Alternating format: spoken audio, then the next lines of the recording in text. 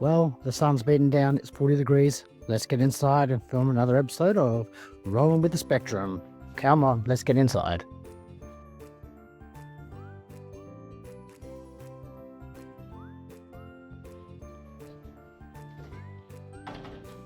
Righto, ditch the hat, just ditch the sunnies, and we'll come in and assume the position. Okay, welcome. The aircon's on. Everything's melting outside. But this episode is obviously, like I said in the YouTube short this morning, we all heard the saying, you've seen one, you've seen them all. What does that mean? Well, you've seen one, you've seen them all. Is that necessarily true with autism? No, it's not. Like I said, not necessarily true with autistic people, but most of you are aware that there's no single pattern for an autistic diagnosis. This also means no matter what your family dynamic is, everyone is dealing with their own set of rules, their own coping mechanisms, their own struggles, their own tribulations and triumphs and stuff. So today's episode is about how I deal in the co-parenting environment and how I manage my downtime. Yeah, so like I said, downtime. I can hear somebody yelling at me through the YouTube video camera now going, oh, it must be great to have a downtime. I'll be away from the kids. Let me tell you, it's, yes, it does have its advantages. And yes, it does have its disadvantages too. Obviously the advantages are I do get to clean the house up, get to do some yard work, and just catch up on the housework that I missed when I do have the kids. The disadvantages to that is starting to be diagnosed with autism myself and having cyclothymic disorder. When I do hand the girls back to their mother, I do fall into a depressive state, which could leave me sort of paralysed on the couch, I guess, for a day or two before I actually get some motivation to actually get up and do something. This week has been busy.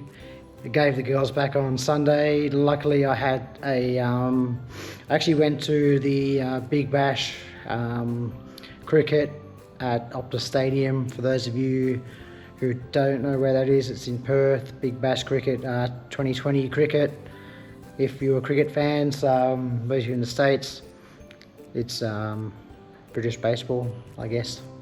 That we enjoy over here, our pastime in the summer.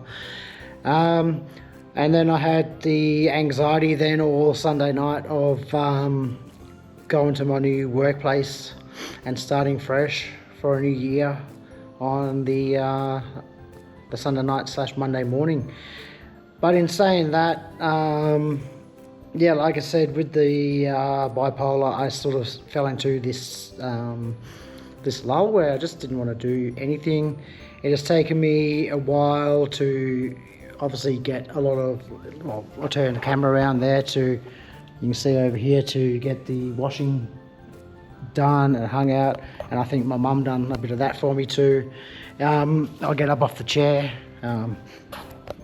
That stays there, that mess. If I move that, I'll be in trouble because obviously there's a bit of order to that mess from the daughter. She knows where everything is there. If I move it, I'm in trouble.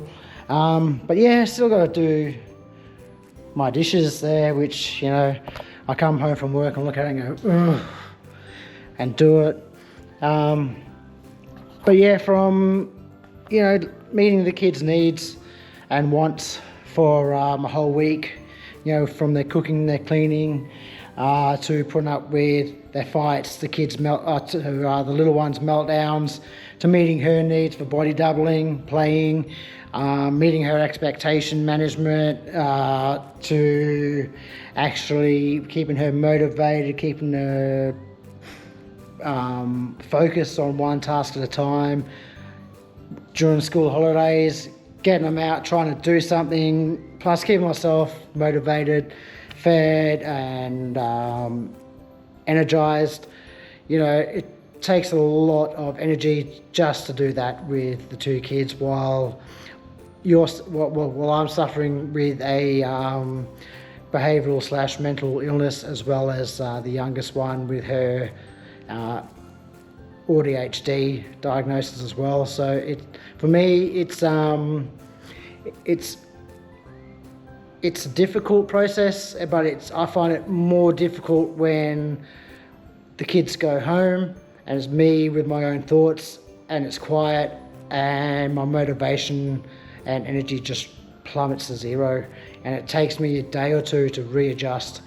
You know, it may take someone an hour or two to readjust and get motivated to clean the house, do the shopping.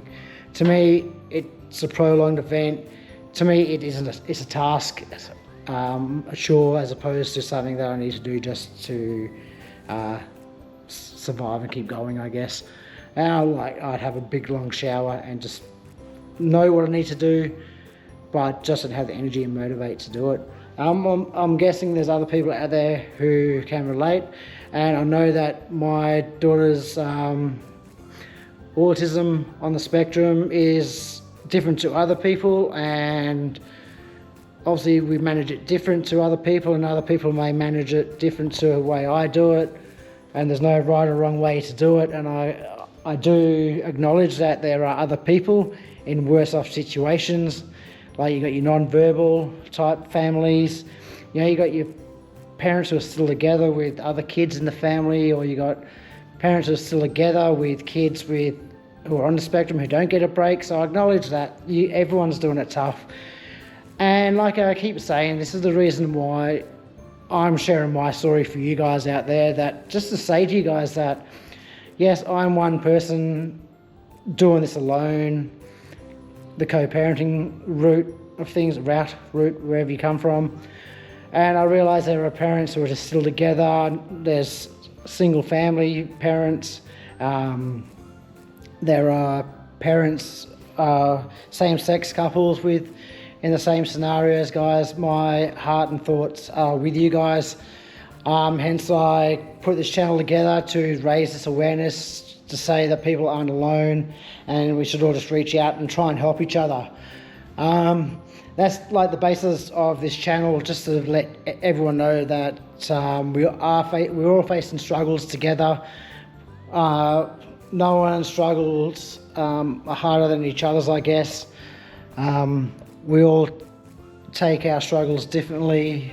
Same with our mental health issues. You know, no one's mental health issue is bigger than the next person, whether it's big or small. I may think it's small, you may think it's big. To you, it's massive. To me, it may not be, but my struggles may seem that way to you guys, if you know what I mean. So please, guys, if you like what you see, like what I put out on the channel, hit that like button and subscribe. And if you are struggling and want to reach out and chat, drop a comment down in this comment section. But again, thank you for tuning in, thank you for listening, thank you for the support and the love from all of you. And like I say after every show,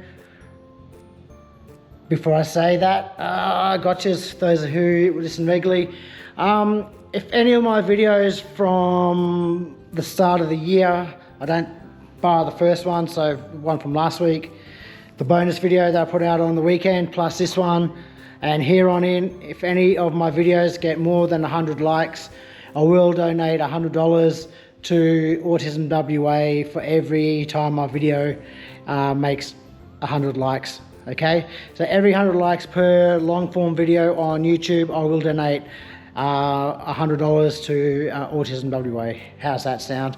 So remember, tell your family, your friends, your co-workers, young co-workers, tell everyone. And here it goes now, guys. Remember, peace, love, and autism.